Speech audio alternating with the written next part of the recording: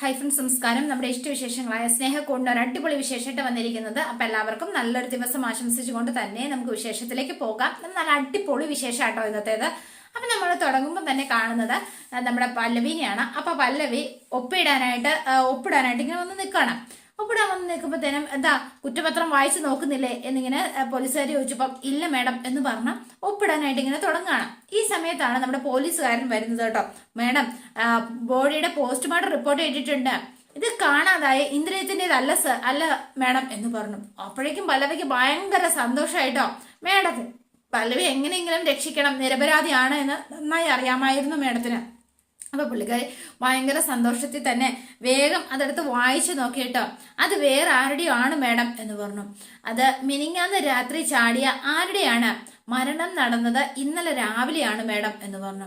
ഓ, ഭയങ്കര സന്തോഷത്തിലായി. അപ്പം പൊയ്ക്കോ പല്ലവി എന്ന് പറഞ്ഞു. വേഗം എഴുന്നേറ്റിട്ട് ഇനി പല്ലവിയെ പോലീസ് സ്റ്റേഷനിൽ നിർത്തില്ല, എന്താണെങ്കിലും പല്ലവിക്ക് പോവാം. എടോ, സേതുവിനെ ഇങ്ങോട്ട് വിളിച്ചേ എന്ന് പറഞ്ഞു. അപ്പൊ സേതുവിനെ വിളിച്ചപ്പോ മാഷും സേതുവും കൂടെ വരികയാണ്.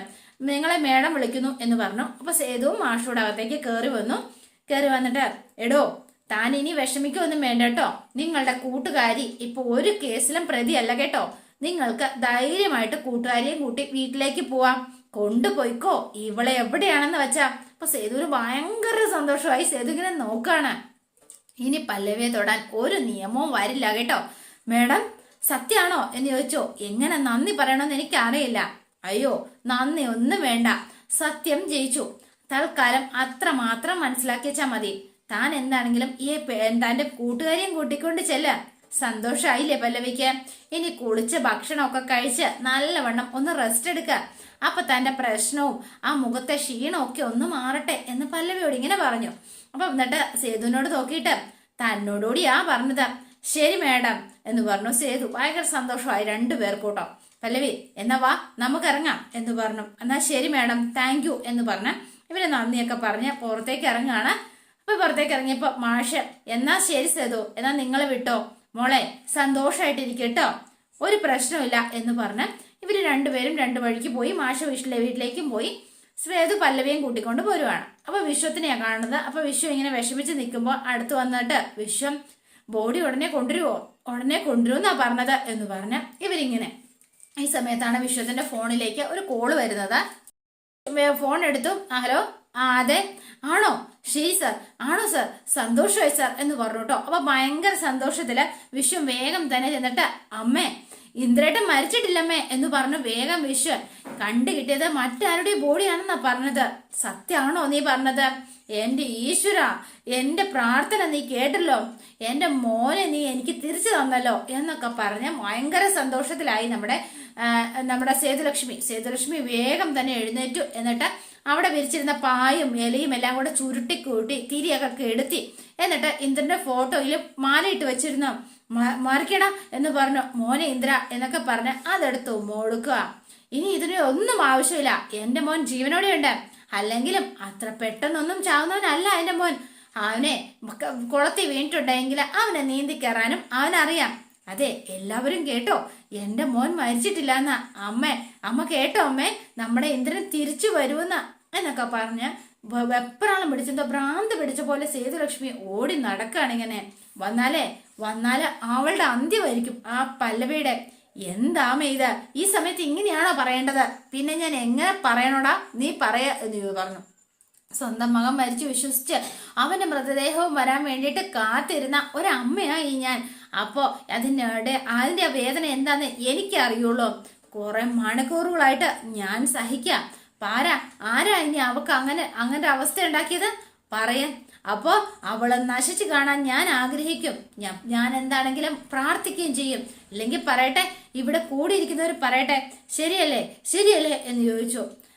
ഇപ്പൊ ദൈവമുണ്ട്, അതുകൊണ്ടാ സത്യം പുറത്തു വന്നത്. അതുപോലെ എന്റെ മോനും തിരിച്ചു വരും, അമ്മയെന്ന് വിളിച്ചുകൊണ്ട് അവൻ തിരിച്ചു വരും, കണ്ടോ നിങ്ങള് എന്ന് പറഞ്ഞു. അതിനു വേണ്ടിയാ ഇനി ആ വിളി കേൾക്കാൻ വേണ്ടിയാ ഇനി ഞാൻ കാത്തിരിക്കാൻ പോകുന്ന വീട്. ഇതെല്ലാം മാറ്റടാം, ഇനി ഇതൊന്നും ഇവിടെ വേണ്ട. ഇതൊരു മരിച്ച വീടൊന്നുമല്ല, ഇനി കാത്തിരിക്കുന്ന വീടാ, എന്റെ മോൻ വരാൻ വേണ്ടി കാത്തിരിക്കുന്ന വീട് എന്നൊക്കെ പറഞ്ഞു ഭയങ്കര ഇതില് ഈ ഫോട്ടോയും കെട്ടിപ്പിടിച്ചു. മനസമാധാനം അല്ലെങ്കിൽ സമനില നഷ്ടപ്പെട്ടതുപോലെയാണ് രാജലക്ഷ്മിയുടെ ഓരോ പെരുമാറ്റം. പിന്നെ കാണുന്ന ഇന്ദ്രനെയാണ്. അപ്പൊ ഇന്ദ്രൻ ഇങ്ങനെ ഒരു കടൽ തീരത്താണ് ഇങ്ങനെ താമസിക്കുന്നത്. അപ്പൊ ഇന്ദ്രൻ പുറത്തേക്ക് ഇറങ്ങി വരിക. ഇന്നലത്തെ കൂട്ടുകാരെല്ലാം അവിടെ ഉണ്ട് കേട്ടോ. അപ്പൊ അവരിങ്ങനെ ചോദിക്കുകയാണ്, ബ്രോ എങ്ങനെ വരുന്നില്ലേ എന്ന് ചോദിച്ചു. എങ്ങോട്ടേക്കാടാ എന്ന് ചോദിച്ചു. ഫിഷിങ്ങിന് കണ്ടില്ലേ? ഓ ഞാൻ പണ്ടേ ഒരു ഫിഷ് പിടിച്ചതാണോ, വലിയൊരു സ്രാവ്, കൊമ്പൻ സ്രാവ്. പക്ഷേ എങ്കിലേ കൈ കിട്ടിയില്ല, വഴുതിപ്പോയി. എന്ത് പറയാനാ, ഒരു രക്ഷയില്ല. അയ്യോ കഷ്ടം, ബാഡ് ലക്ക് മാൻ എന്നൊക്കെ പറഞ്ഞു. ശരി എന്നാ നിങ്ങൾ വിട്ടോ, ഞാൻ വരണില്ല. ഈ സമയത്താണ് ഇന്ദ്രന്റെ ഫോണിലേക്ക് കോള് വരുന്നത്. നിഖിലാണ് വിളിക്കുന്നത്. അപ്പം ഹലോ ബ്രോ, എന്താ വിളിച്ചത്? വല്ല ഗുഡ് ന്യൂസ് ഉണ്ടോ? ഗുഡ് ന്യൂസ് അല്ല, ഒരു ബാഡ് ന്യൂസ് ആണ് എന്ന് പറഞ്ഞു. നിന്റെ ബോഡി കിട്ടി. ബോഡി എന്ന് പറഞ്ഞ പുഴയിൽ നിന്ന് കിട്ടിയത് നിന്റെ ബോഡി അല്ല എന്ന് പോസ്റ്റ്മോർട്ടം റിപ്പോർട്ട് വന്നു. അത് അങ്ങനെയല്ലേ വരുള്ളൂ, അങ്ങനെ വരണമല്ലോ. പക്ഷേ എങ്കില് എടാ മണ്ട, ഞാൻ മരിച്ചെങ്കിൽ പിന്നെ എന്റെ ബോഡി കിട്ടും, അല്ലെങ്കിൽ പിന്നെ വേറെ ആരുടെയിലടാ കിട്ടുള്ളൂ. പിന്നെ എങ്ങനെ ശരിയാവാനാ എന്ന് ചോദിച്ചോ. ഓ എങ്ങനെയാടാ അത് എന്റെ ബോഡി ആവുന്നത് എന്ന് ചോദിച്ചു നിഖിലിനോട്. ആ വകതിരിവൊക്കെ എനിക്കുണ്ട്. പിന്നെ നീ ചോദിക്കും, പിന്നെ എന്തിനാ ഇങ്ങനെ ഒരു കഥയുണ്ടാക്കി എന്ന്. അതിനും കഥയുണ്ട്. എടാ അവളെ ഒന്ന് പേടിപ്പിക്കാൻ വേണ്ടി മാത്രമാടാ എന്നെ ഉപേക്ഷിച്ച് ഒരു 12 മണിക്കാരന്റെ കൂടെ ഇറങ്ങി പുറപ്പെട്ട അവളുടെ മനസമാധാനം കളയാൻ വേണ്ടി മാത്രം. പിന്നെ പോലീസ് വാർത്തകള് എന്തിന്? നാറാവുന്നതിന്റെ പരമാവധി ഞാൻ അവളെ നാറ്റിച്ചില്ലേ? ഇതിൽ കൂടുതൽ എന്ത് വേണം? എനിക്ക് ഇത്രയും മതിയായിരുന്നു, സിമ്പിൾ ആയിട്ട്. എന്റെ ആഗ്രഹം നടക്കുകയും ചെയ്തു. എന്നാ പിന്നെ ഒളിച്ചു താമസം മതിയാക്കി പുറത്തു വന്നൂടെ? അതിന് സമയമായിട്ടില്ല എന്ന് പറഞ്ഞു. അതെന്താ അങ്ങനെ പറഞ്ഞത്? കണ്ടെത്തിയ ബോഡി എന്റെ അല്ല എന്ന് മാത്രമേ തെളിഞ്ഞിട്ടുള്ളൂ. പക്ഷെ വെള്ളത്തിൽ പോയ എന്നെ ഇതുവരെ ഇവര് കണ്ടെത്തിയിട്ടില്ല. അങ്ങനെ എന്നെ അത് കണ്ടുപിടിക്കുന്നത് വരെ ഞാനിങ്ങനെ മറയത്ത് തന്നെ ഉണ്ടാവും എന്ന് പറഞ്ഞു. അതാ ഞാൻ പറഞ്ഞത്, നീ ജീവിച്ചിരിപ്പുണ്ടോ മരിച്ചോ ജീവിച്ചിട്ടുണ്ടോ എന്താണെങ്കിലും കൺഫ്യൂഷൻ ആയിരിക്കും എല്ലാവർക്കും. പല്ലവിക്ക് മാനസമാധാനത്തോടെ ഉറങ്ങാൻ പോലും പറ്റില്ല. അത് തന്നെയാണ് ഞാൻ ആഗ്രഹിക്കുന്നത് എന്ന് പറഞ്ഞു. അതുകൊണ്ട് നമ്മുടെ ഈ ശത്രുവിനെ ഒറ്റയടിക്ക് കൊല്ലുന്നതിൽ ഒരു രസമില്ലടാ. ഇങ്ങനെ ഇഞ്ചായിട്ട് ഇങ്ങനെ കൊല്ലണം. അപ്പൊ ഒരു ഹരവും ഒരു രസവും ഒക്കെ ഉണ്ട്. അത് ഞാൻ ഇങ്ങനെ ആസ്വദിച്ച് ഇങ്ങനെ നിൽക്കാം. ശരി എന്നാ ശരി ആയിക്കോട്ടെ, ഓക്കെ ബൈ ബ്രോ എന്നൊക്കെ പറഞ്ഞു ഫോൺ വെച്ചു.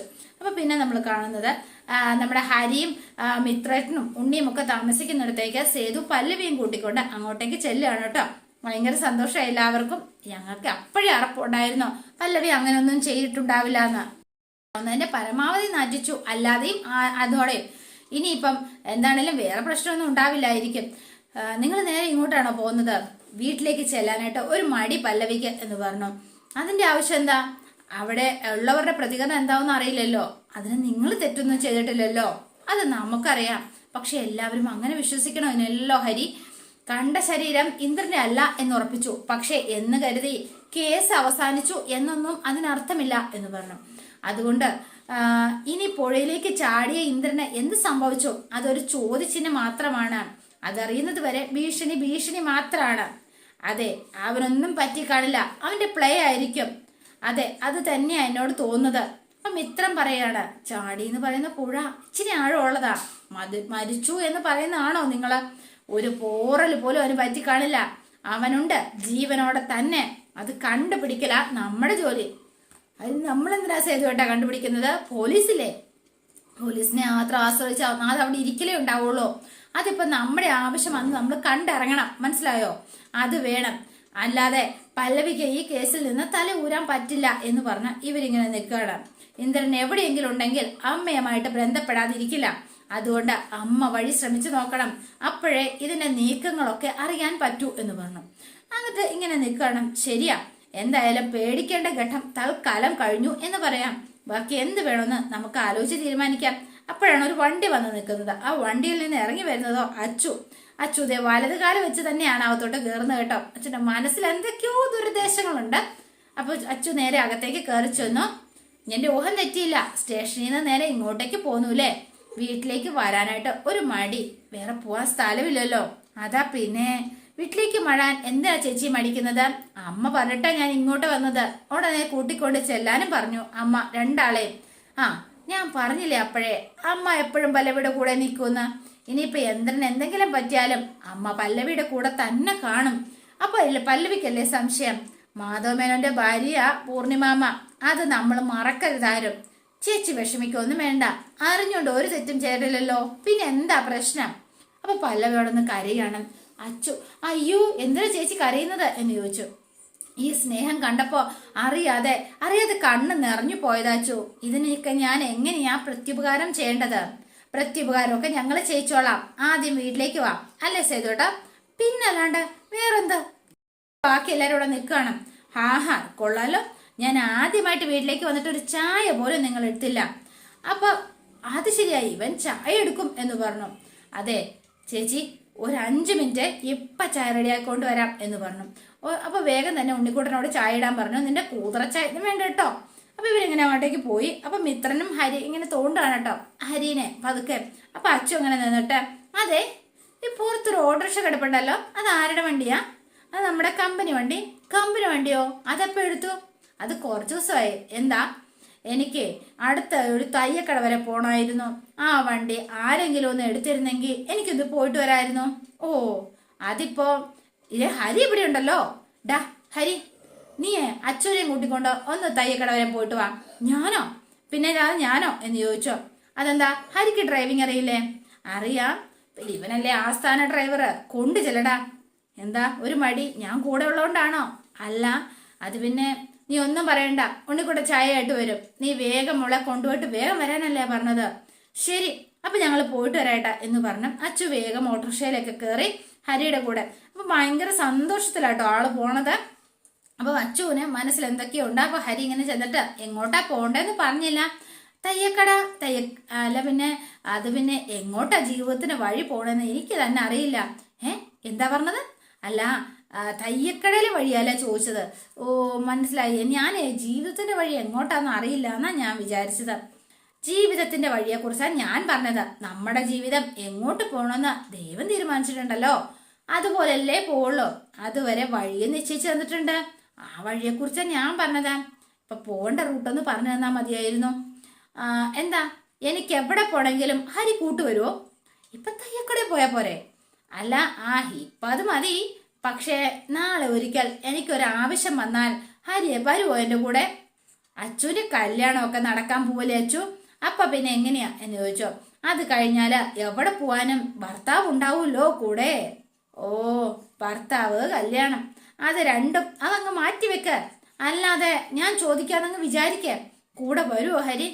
അയ്യോ, വഴി തെറ്റോ? ഇല്ല ഹരി, ഞാൻ തെറ്റായ വഴികളിലൂടെ ആയിരിക്കില്ല ഞാൻ ഹരിയെ കൊണ്ടുപോവുക. അതല്ല, ഈ റോഡിന്റെ കാര്യം ഞാൻ പറഞ്ഞത്. ഓ, ആ വഴി. ശരി ശരി, അതും തെറ്റില്ല. എങ്കിൽ പിന്നെ എനിക്ക് പോകേണ്ട അടുത്തേക്ക് തന്നെയാ ഇപ്പൊ ഓട്ടോ പോകുന്നത്. നേരെ പോട്ടെ. ശരി, എന്നിട്ട് ഫസ്റ്റ് റൈറ്റ്, പിന്നെ ലെഫ്റ്റ്, പിന്നെ റൈറ്റ്. അയ്യോ, നിക്ക് പതുക്കെ പറഞ്ഞാൽ മതി, ഞാൻ നോക്കിക്കോളാം. ശരി, അപ്പൊ ഇവിടുന്ന് നേരെയല്ലേ എന്ന് ചോദിച്ചാൽ ഇവർ രണ്ടുപേരുടെ അങ്ങ് പോവാണ്. ചോദിച്ചാലും മറുപടി ഒന്നും തന്നില്ല. അല്ല, കൂടെ വരുവോ എവിടെ വിളിച്ചാലും? അല്ല, ഡ്രൈവിംഗ് ഇങ്ങനെ ഇടയ്ക്ക് സംസാരിക്കാൻ പറ്റില്ല. ഓ, അതാ പ്രശ്നം. കൂഴിയൊക്കെ കണ്ടില്ലേ? ആദ്യം ഡ്രൈവിങ്, പിന്നെ സംസാരം. അതാ അതിൻ്റെ ഒരു മര്യാദ.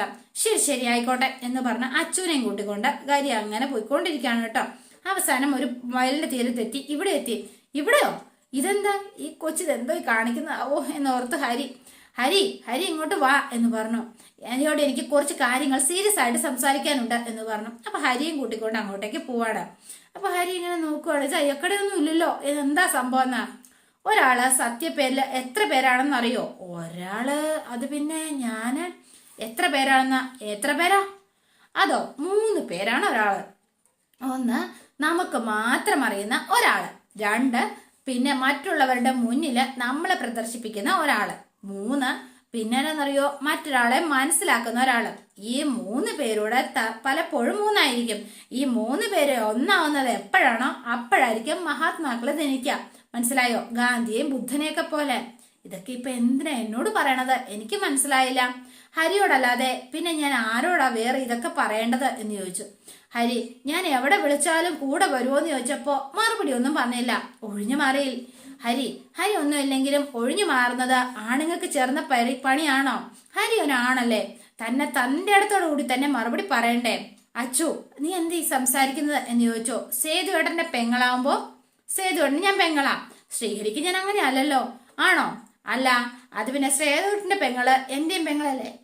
ശ്രീഹരിക്ക് ഒരിക്കലും എന്നെ പെങ്ങളായിട്ട് കാണാൻ പറ്റില്ല. എനിക്കിതൊന്നും ഇഷ്ടമല്ല അച്ചു. എന്റെ ശ്രീഹരി, അടുത്ത ദിവസം മറ്റൊരാളുടെ ഭാര്യയാവാൻ പോകുന്ന പെൺകുട്ടിയാ ഞാൻ. അതുകൊണ്ട് എന്നെ പോലൊരു പെൺകുട്ടി ഒരിക്കലും ചിന്തിക്കുകയും പറയും പാടില്ലാത്ത കാര്യങ്ങളാ മനസ്സിലേക്ക് എന്റെ ഓടി വരുന്നത്. മനഃപൂർവ്വം അല്ല, പക്ഷെ അതങ്ങനെ വന്നുകൊണ്ടേയിരിക്കുക. ഞാൻ എന്ത് ചെയ്യും എന്ന് ചോദിച്ചു. അതുകൊണ്ട് ഹരിയോട് എനിക്കൊരു കാര്യം പറയാനുണ്ട്. സീരിയസ് ആയിട്ട്, നിഖിലിനെ കല്യാണം കഴിക്കാൻ എനിക്ക് തീരെ ഇഷ്ടമല്ല. പക്ഷെ ഞാൻ ആഗ്രഹിക്കുന്ന ഒരാളെ അല്ല നിഖില്. പക്ഷെ എനിക്കിഷ്ടം ഹരിയെ പോലെ ഒരാളെയാ എനിക്കിഷ്ടം എന്ന് പറഞ്ഞു. ഹരി ആകെ ഷോക്കായി പോയി കേട്ടോ. ഹരി ആഗ്രഹിക്കുന്നു, പക്ഷേങ്കില് സേതുവേട്ടന്റെ പെങ്ങള് പറഞ്ഞോട്ടെ ഞാൻ വലിയേട്ടനോട് ഹരി എനിക്ക് ഇഷ്ടമാണെന്ന്. എന്താ പറഞ്ഞോട്ടെ, ഹരി എനിക്ക് കെട്ടിച്ചു തരണം എന്ന് ഞാൻ ഒന്ന് പറഞ്ഞോട്ടെ സേതുവേട്ടനോട് എന്ന് ചോദിച്ചു. അപ്പൊ ഹരി ആകെ സ്റ്റക്കായിട്ട് ഇങ്ങനെ നിൽക്കുകയാണ്. അതോടെയാണ് ഇന്നത്തെ വിശേഷം അവസാനിക്കുന്നത്. ഇനി നാളത്തെ വിശേഷം ഇതിലും ഗംഭീരമാണ്. അപ്പൊ എല്ലാവരും വെയിറ്റ് ചെയ്യുക. ഇഷ്ടപ്പെട്ടുവെങ്കിൽ ലൈക്ക് ചെയ്യുക, ഷെയർ ചെയ്യുക. തൊട്ടടുത്ത് ആ ബെൽ ബട്ടൺ കൂടെ ഒന്ന് ഞെക്കുകയാണെങ്കിൽ ഞാൻ ഇടുമ്പോൾ തന്നെ നോട്ടിഫിക്കേഷൻ ലഭിക്കുന്നതായിരിക്കും. പുതുപുത്തം വിശേഷമായിട്ട് എത്താം. Bye and see you again.